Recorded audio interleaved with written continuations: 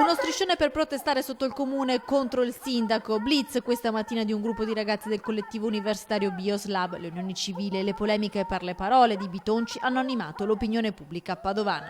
Io sono favorevolissimo. È un passo giusto per il nostro paese, dal mio punto di vista.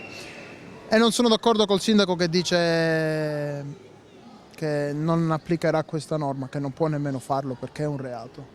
Almeno dagli studi fatti Bitonci non è che possa rifiutarsi di compiere un atto d'ufficio. Le avrei viste sotto un aspetto diverso, senza fare una parodia del matrimonio. Sì, guarda, che facciano un po' come credono, guarda, io non sono contraria che si sposano, purché non vadano a prendersi i bambini. Ecco, questo proprio non mi va giù. Non lo chiamino matrimonio, magari con un nome diverso. Che sono felice di questa cosa, è una cosa positiva.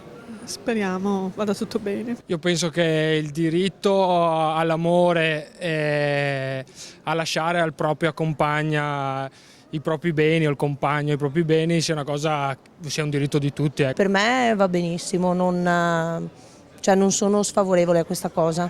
Io penso che se c'è una legge va rispettata e poi i coinvolgimenti delle persone non devono andare a mettere il naso nelle leggi. A un certo punto bisogna accettarle le leggi se sono in fondo una scelta del popolo.